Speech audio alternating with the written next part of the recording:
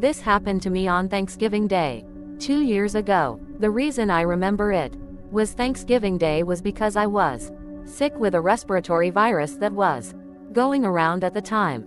On Thanksgiving, I was past the fever and contagious part. I just had body chills and could not go 5 seconds without coughing, and I could barely speak. At the time, I had promised a friend, Seacorker, who would be out of town for the holidays, that I would watch her cat as her cat is older and needs medicine every day. I agreed since she lives a short walk away from where we work. I agreed before I got sick, but I couldn't go back on my promise. I was also talking to a friend about how both of us wanted to go play tennis and bowling at some point since we both played in high school. I had kept my tennis rackets and bowling ball at my father's place since the dorm I lived in was extremely small. I live in a big city to go to college and therefore did not have a car, as I used public transportation to get around. Because I was sick during Thanksgiving, I was unable to get back to my father's place for Thanksgiving, but I was extremely determined to get my tennis rackets and bowling balls since I only go back to my father's place a couple times a year. So, if I didn't get my things on Thanksgiving, it would be another few months before we could play. And so, I was stubborn and dead set on getting my things. I had made a plan in my head. I would walk to the light rail and get off on a station closer to where my father lives. Then ask my brother to come and bring me the stuff that I wanted. On the way home, I would get off the light rail and take the bus to my friend's place to check in on her cat and make sure she was taking her medicine. The transit system where I live is still very irregular. As I was waiting for the bus to come and take me to my friend's place, on Apple Maps, my phone would keep saying that the bus was 1 minute away, just for it to not show up, and then I'd refresh it and it would say the next bus comes in 15 minutes. I would have just walked to her place, and she lives not too far from the light rail station. But, for context, at the time I was a 19-year-old female about 53, and I was carrying a 13-pound bowling ball, a couple tennis rackets, and some Thanksgiving leftovers along with being sick. I had been waiting for over 30 minutes for the bus to come, and since it was about 9 o'clock p.m. on Thanksgiving, the bus stop was empty and I was the only one there. As I was waiting, a car pulled up with a group of men who looked like they were in their early to mid-20s. They were speaking another language and laughing. I assumed they were just friends dropping someone off at the station. After a few minutes, one of the men got out and the car drove off. The station was pretty big and I stood a little away from the actual bus stop since I was coughing a lot and didn't want to be near anyone. Despite that, the man walked over and sat on the bench directly next to me. I didn't think much of it at first. I just stared at my phone, watching the bus arrival time constantly change, and kept leaning out to look down the street for the bus headlights. A couple minutes passed, and then I suddenly felt something on my shoulder. The man had gotten up and wrapped his arm tightly around me. My mind went completely blank. I was so confused and startled that I just froze up. After a moment, he mumbled something like asking if I was okay. I quietly said that I was fine and just waiting for the bus. A couple minutes later, he let go and sat back down. Red flags were going off, but I kept trying to rationalize it. Maybe he heard me coughing and thought I didn't feel well, or maybe he saw me leaning out to look for the bus and thought something was wrong. I knew those excuses were stupid, but I was trying to keep myself calm. People might be wondering why I didn't run or yell, but this man was well over 6 feet tall and easily twice my weight. He was also wearing one of those bandana-style face coverings. It was odd, but this was near the end of Colorado, so some people still wore them, and we were completely alone at the bus stop. I didn't want to provoke him. A few minutes later, he got up again and put his arm around me a second time, sometimes even stroking my back. Luckily, I was wearing a thick puffer jacket. I saw my bus approaching and just stayed still, thinking everything would be over once I got on. When the bus got close, I slipped out of his grip and quietly said something like, "My bus is here." He said something in response that made it clear he planned to follow me onto the bus. I know I should have told the driver, but I could barely talk without coughing, and nothing like this has ever happened to me before, so I was panicking. When I got on the bus, I stood up on purpose. Because of his size, I knew he'd have to sit, and if I sat first, he would sit next to me. Once he wasn't looming over me, I messaged a friend and tried to figure out what to do. I considered calling the police, but knew he would hear me, and I didn't know if he had a weapon. While I was stuck under his grip earlier, I was already planning what to do if he followed me. I knew I couldn't go to my friend's place. I also couldn't shake the thought that the group of men who dropped him off might be involved in something with him. The stop before my friend's place was the stop for work. I worked at a restaurant inside a large outdoor shopping center. It was around 9:30 p.m. Even though all the stores closed at 9 o'clock, I knew the entire center had security and cameras everywhere. I also knew my coworkers would still be there, finishing closing duties. The only downside was the locked front door, but the back employee entrance would be open. To get in through the back, I'd need to go through the outdoor trash room enclosure first, then punch in the code on the door. When the bus reached my stop, the man got off right with me and immediately grabbed my shoulder again, gripping even tighter. I had to take tiny steps. I didn't want to suddenly sprint and alert him if I wasn't close enough to make it inside in time. As we got closer to work, all I could think about was whether I'd be fast enough to break away and get through both doors before he caught me. Thankfully, when he approached the back entrance, the door to the trash enclosure was propped open, and one of the chefs and a co-worker were standing there, talking with the back door held open.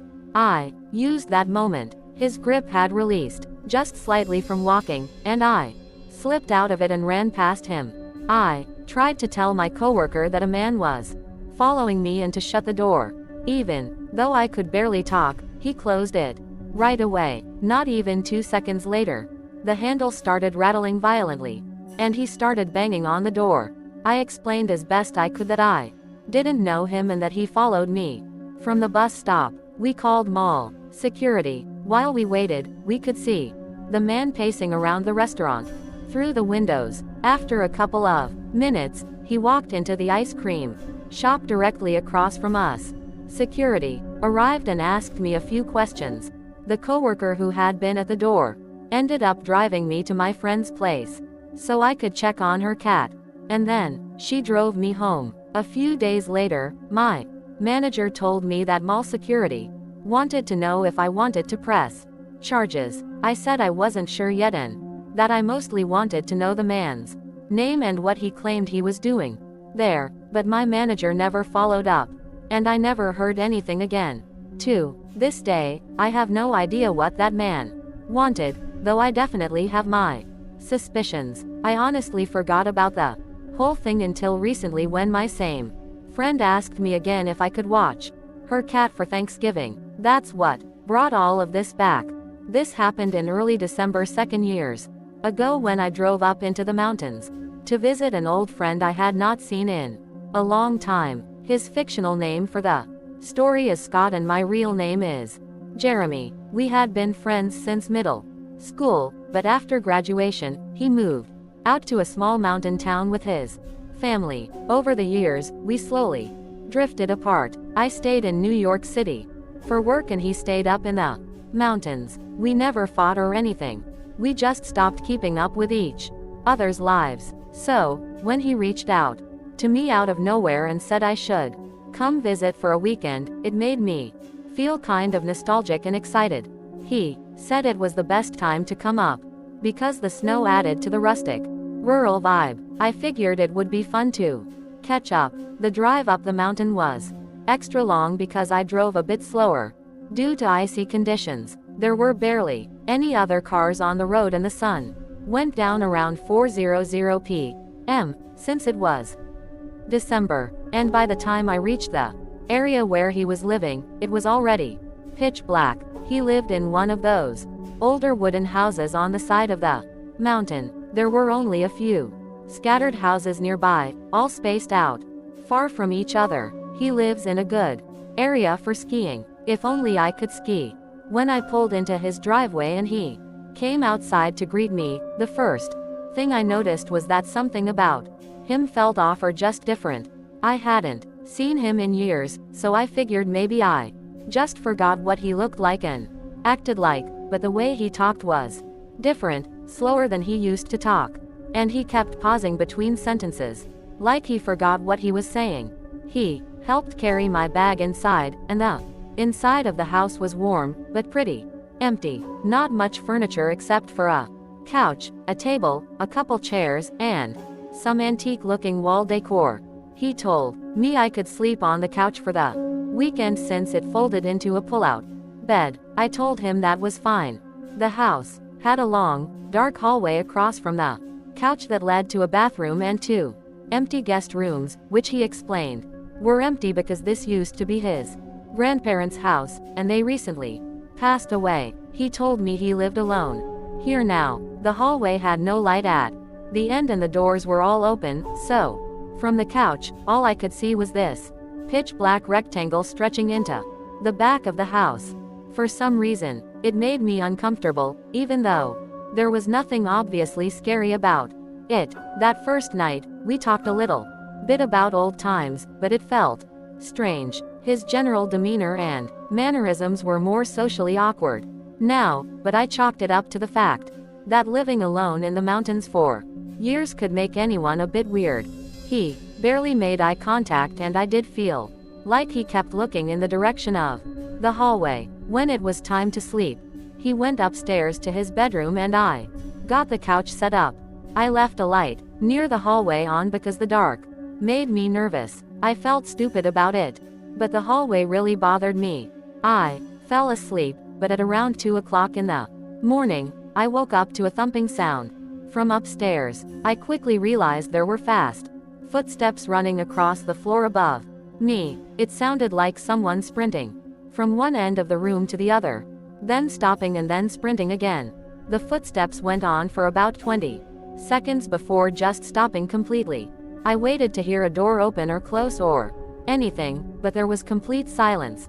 After that, I eventually fell back asleep, even though I was pretty creeped the out after that. The second day was even weirder. Scott acted distracted the entire day, barely talking, barely eating, and whenever I asked if he was feeling okay, he would just nod without saying anything. I didn't understand why he was acting this way, being that he invited me here for the weekend for what I assumed was to catch up and rekindle our friendship. I also counted him going down that hallway at least 5 times throughout the day, and I never bothered to check what he was looking at. Since there was a bathroom at the end of the hall, I just presumed he was going in there, even though I never heard a flush. That night, the weather got worse and a snowstorm rolled through. Wind slammed against the house hard enough to make the walls shake a little. It was awesome. Honestly, I love the vibe of being snowed in a cozy place. I went to the couch and scrolled on my phone for like an hour, then went to sleep. Around 2 o'clock in the morning, I woke up again. This time I heard soft scraping sounds. They were coming from downstairs, somewhere in the hallway. It sounded like something dragging across the wooden floor. Then it just stopped. But then there was a sudden tap on the wall behind me, like someone had flicked it with their finger. I turned and looked down the hallway. I didn't leave that light on that night, so it was completely dark. I didn't want to get up. I did my best to just roll to the other side and block the noises out. Old house, I kept telling myself. I did fall back asleep, and the next thing I remember is waking up in the morning. The third night was the worst. By this time, I felt uneasy in the house in general, and I kept catching Scott staring at me for too long without saying anything, like he was checking if I noticed something. I almost thought about leaving early, but the snowstorm was supposed to last until morning. After dinner, Scott went upstairs early. And I stayed up on my phone, starting to question the point of this visit entirely. Eventually, I set up the couch and laid down. I shut my eyes and tried to sleep, but sometime around 2 o'clock in the morning again, I woke up without knowing why. My eyes opened, but the rest of my body refused to move. I had heard of sleep paralysis before, but I had never experienced it. It was like being awake inside a dead body. I could only move my eyes. I couldn't even move my fingers. I started to panic, but then something made it even worse. I noticed movement at the far end of the hallway. At first, it was so dark that I couldn't tell if it was real or not. But after a few seconds, I realized what I was seeing. Scott was standing at the very end of the hallway. I could only see his outline because his face was completely hidden in the darkness. His arms hung at his sides and he was standing perfectly still, like he'd been there for a long time just watching me. It was like a scene from Paranormal Activity. I tried to speak to him, but no sound came out. I tried to move or twitch or anything, but my body stayed frozen. I didn't even feel like I was breathing, to be honest. I could only stare. He stood there for what felt like an entire minute, not moving at all. Then, without warning, he slowly turned to his right and walked into the guest room at the end of the hall. He disappeared into the darkness without a sound. My body slowly started to regain control. First my fingers, then my arms, then my ability to sit up. Once I fully snapped out of it, I sat up shaking and sweating. I kept telling myself it might have just been a dream or a hallucination, since sleep paralysis can cause that, but something in my gut said it wasn't. I whispered his name to see if he would answer. Nothing. Against everything in me, I got up and forced myself to walk down the hallway toward the room he had gone into. When I stepped inside, the room looked empty. But in the far corner by the window, someone was standing. I could see the shape of a person facing the window, looking outside. I couldn't tell if it was Scott. Either way, the sight was horrifying. I slowly backed out and then ran upstairs to his bedroom. I found Scott asleep in his bed, completely knocked out. I shook him awake and he looked confused and irritated, like he had no idea why I was waking him up. When I tried to tell him what I saw, he refused to go downstairs. I begged him to believe me that someone else was in the house. He would not even look toward the stairs. He didn't say anything, but his expression changed in a way that scared me even more. He looked like he already knew what I had seen. I then asked him firmly, "Scott, who is that downstairs?" And he just looked at me and shrugged his shoulders. At that point, I decided I was done. I didn't care about the snow or the time. I ran downstairs and grabbed my bag to pack my stuff. I kept glancing toward the hallway, half expecting to see that person standing there again. Genuinely, I just wanted to teleport out of that house immediately. When I got outside, the cold air almost relieved me. I brushed snow off my car and got inside as fast as possible. As I backed out of the driveway, I made the mistake of looking up at the house one last time. In that window of the room at the end of the hallway, I saw a silhouette. Surely, that same person I saw standing in that room just before. That was the last thing I ever saw of Scott's house. After that weekend, he stopped responding to texts. I threatened to call in a wellness check when I got worried that he got murdered or something. And finally, he responded saying, "I'm fine." That's it, though. He didn't respond to any further texts, so I stopped bothering. That was not the same Scott I knew from school. Whatever happened to him, and whoever that was in his house, it's not my problem. I'd be lying if I said it doesn't terrify the out of me, though.